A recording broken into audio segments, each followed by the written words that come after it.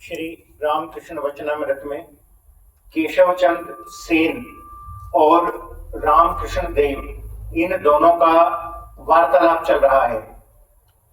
केशव चंद सेन का जन्म 1838 में कलकत्ता में हुआ था और ये उस समय का दौर था जब कलकत्ता में समाज सुधार चरम पर था। समाज सुधार की सभी प्रक्रियाएं चल रही थी और धार्मिक सुधार, सामाजिक सुधार, इन सब का दौर था।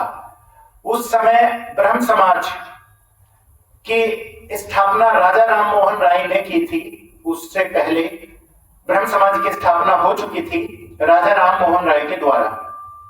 और जो केशव चंद्र सेन के दादा थे वे राजा राम मोहन राय की विचारधारा से मेल नहीं खाते थे, इसलिए दोनों में कुछ मतभेद थे।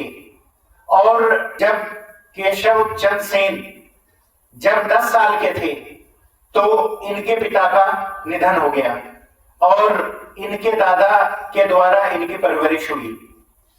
और ब्रह्म समाज में राजा राम मोहन राय जब एक्सपायर हो गए तो उसके बाद ब्रह्म समाज के जो अध्यक्ष हैं वे देवेंद्रनाथ ठाकुर बने। तो उस समय उन्होंने ब्रह्म समाज के लिए काफी कुछ किया और उनके द्वारा ही ब्रह्म समाज की सदस्यता केशव चंद सेन को दी गई।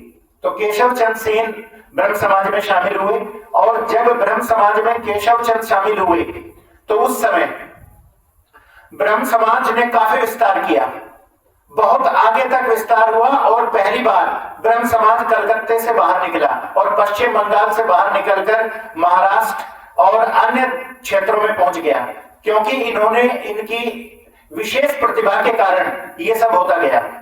लेकिन कुछ समय बाद इनके मतभेद हुए, इनकी विचारधारा के दोबारा मतभेद हुए और देवेंद्रनाथ ठाकुर से मतभेद हुए। उसके बाद इन्होंने ये ब्रह्म समाज छोड़ दिया और नया स्थापित किया जिसका नाम इन्होंने रखा भारतीय ब्रह्म समाज। तो भारतीय ब्रह्म समाज के इन्होंने फिर स्थापना की और भारतीय ब्रह्म समाज बना। तो अलग अलग तरीके से उस समय सुधार होते गए और धार्मिक सुधार, सामाजिक सुधार और इसके अलावा बाल विवाह प्रथा का विरोध, सती प्रथा का विरोध, ये सब इसमें हुए। और उसके बाद इनकी प्रतिभा के द्वारा ये सब बहुत आगे तक सुधार होते चले गए और इस प्रकार 1884 में इनका देहांत हो गया। लेकिन उस दौरान, उससे पहले जो इतने मतभेदों के साथ ये सब प्रक्रिया चल रही थी, इसमें इनके मन को शांति मिली रामकृष्ण परमहंस के पास जाकर। तो रामकृष्ण परमहंस के पास इनके जो वार्तालाप हैं वो इसमें भी इस रामकृष्ण वचनामृत में संग्रहित हैं। तो एक बार इनसे जब रामकृष्ण देव के बारे में पूछा गया था तो इन्होंने कहा था कि रामकृष्ण देव इस पृथ्वी पर कोई साधारण व्यक्ति नहीं है, असाधारण व्यक्ति हैं और इस पृथ्वी पर ऐसा कोई भी दूसरा नहीं है, इसलिए उनकी देखभाल की जानी चाहिए। ये केशव चंद सेन ने कहा था। तो आज का जो प्रसंग है ये उसी समय का प्रसंग है।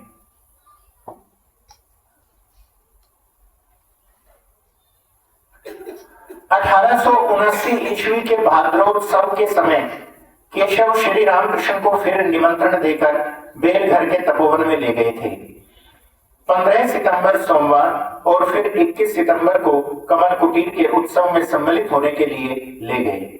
इस समय श्री रामकृष्ण के समाधिस्थ होने पर ब्रह्म भक्तों के साथ उनका फोटो लिया गया। श्री रामकृष्ण खड़े खड़े समाधिस्थ थे, हृदय उन्हें पकड़कर खड़ा था। 22 अक्टूबर को महाअष्टमी नवमी के दिन केशव ने दक्षिणेश्वर में जाकर उनका दर्शन किया। 29 अक्टूबर 1879 बुधवार को शरद पूर्णिमा के दिन के 1 बजे के समय केशव फिर भक्तों के साथ दक्षिणेश्वर में श्री रामकृष्ण का दर्शन करने गए थे।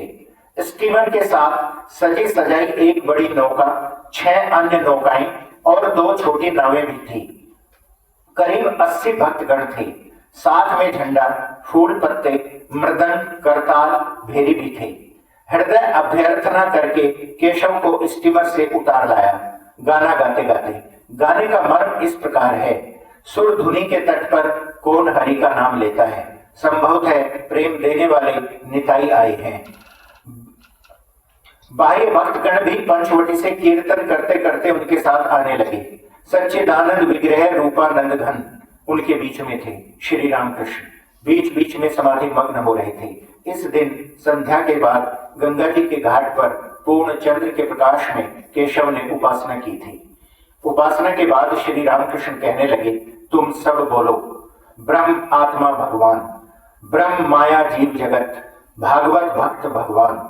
केशव आदि ब्रह्म भक्तगण उस चंद्र किरण में भागीरथी के तट पर एक स्वर से श्री रामकृष्ण के साथ साथ उन सब मंत्रों का भक्ति के साथ उच्चारण करने लगे। श्री रामकृष्ण फिर जब बोले, बोलो गुरु कृष्ण वैष्णव, तो केशव ने आनंद से हंसते हंसते कहा, महाराज इस समय इतनी दूर नहीं। यदि हम गुरु कृष्ण वैष्णव कहें तो लोग हमें कट्टरपंथी कहेंगे। श्री रामकृष्ण भी हंसने लगे और बोले, अच्छा तुम लोग जहां तक कह सको उतना ही कहो। कुछ दिनों बाद 13 नवंबर 1879 ईस्वी को श्री काली पूजा के बाद राम, मनोमोहन और गोपाल मित्र ने दक्षिणेश्वर में श्री रामकृष्ण का प्रथम दर्शन किया। 1880 ईस्वी में एक दिन ग्रीष्म काल में राम और मनोमोहन कमल कुटीर में केशव के साथ साक्षात्कार करने आए थे। उनकी यह जानने की प्रबल इच्छा हुई कि केशव बाबू की श्री रामकृष्ण के संबंध में क्या राय है। उन्होंने केशव बाबू से जब यह प्रश्न किया तो उन्होंने उत्तर दिया, दक्षिणेश्वर के परमहंस साधारण व्यक्ति नहीं है। इस समय पृथ्वी भर में इतना महान व्यक्ति दूसरा कोई नहीं है। वे इतने सुंदर, इतने असाधारण व्यक्ति हैं कि उन्हें बड़ी सावधानी के साथ रखना चाहिए। देखभाल न करने पर उनका शरीर अधिक टिक नहीं सकेगा। इस प्रकार की सुंदर मूल्यवान वस्तु को कांच की अलमारी में रखना चाहिए। इसके कुछ दिनों बाद 1881 ईस्वी के माघोत्सव के समय पर जनवरी के महीने में केशव श्री रामकृष्ण का दर्शन करने के लिए दक्षिणेश्वर में गए थे। उस समय वहां पर राम, मनोमोहन, जय गोपाल सेन आदि अनेक व्यक्ति उपस्थित थे। 15 जुलाई 1881 ईस्वी को केशव फिर श्री रामकृष्ण को दक्षिणेश्वर से स्टीमर में ले गए। 1881 ईस्वी के नवंबर मास में मनोमोहन के मकान पर जिस समय श्री रामकृष्ण का शुभागमन तथा उत्सव हुआ था, उस समय भी आमंत्रित होकर केशव उत्सव में सम्मिलित हुए थे। श्री त्रैलोक्य आदि ने भजन गाया था। 1881 ईस्वी के दिसंबर मास में श्री रामकृष्ण आमंत्रित होकर राजेंद्र मित्र के मकान पर गए थे। श्री केशव भी गए। यह मकान ठनठनिया के बेचू चटर्जी स्ट्रीट में है। राजेंद्र थे राम तथा मनोमोहन के मौसा। राम, मनोमोहन, ब्रह्मभक्त राजमोहन तथा राजेंद्र ने केशव को समाचार देकर निमंत्रित किया था। केशव को जिस समय समाचार दिया गया उस समय वे भाई अघोरनाथ के शोक में अशोच अवस्था में थे। प्रचारक भाई अघोर ने 8 दिसंबर बृहस्पतिवार को लखनऊ शहर में देह त्याग किया था। सभी ने अनुमान किया कि केशव न आ सकेंगे। समाचार पाकर केशव बोले, ये कैसे? परमहंस महाशय आएंगे और मैं न आऊं? अवश्य आऊंगा। अशोच में हूं, इसलिए मैं अलग स्थान पर बैठकर खाऊंगा। मनोमोहन की माता परम भक्तमती श्यामा सुंदरी देवी ने श्री रामकृष्ण को भोजन परोसा था। राम भोजन के समय पास खड़े थे। जिस दिन राजेंद्र के घर पर श्री रामकृष्ण ने शुभागमन किया, उस दिन तीसरे पहर सुरेंद्र ने उन्हें चीना बाजार में ले जाकर उनका फोटो उतरवाया था। श्री रामकृष्ण खड़े खड़े समाधि मग्न थे। उत्सव के दिन महेंद्र गोस्वामी ने भागवत की कथा की। जनवरी 1882 ईस्वी माघोत्सव के उपलक्ष्य में शिमूलिया ब्रह्म समाज के उत्सव में ज्ञान चौधरी के मकान पर श्री रामकृष्ण और केशव आमंत्रित होकर उपस्थित थे। आंगन में कीर्तन हुआ। इसी स्थान पर श्री रामकृष्ण ने पहले नरेंद्र का गाना सुना और उन्हें दक्षिणेश्वर आने के लिए कहा। 23 फरवरी 1882 ईस्वी बृहस्पतिवार को केशव ने दक्षिणेश्वर में भक्तों के साथ श्री रामकृष्ण का फिर से दर्शन किया। उनके साथ थे अमेरिकन पादरी जोसेफ कुक तथा कुमारी पिगाट। ब्रह्म भक्तों के साथ केशव ने श्री रामकृष्ण को स्टीमर पर बैठाया कुक साहब ने श्री रामकृष्ण की समाधि स्थिति देखी थी। उस समय श्री नगेंद्र उसी जहाज में उपस्थित थे।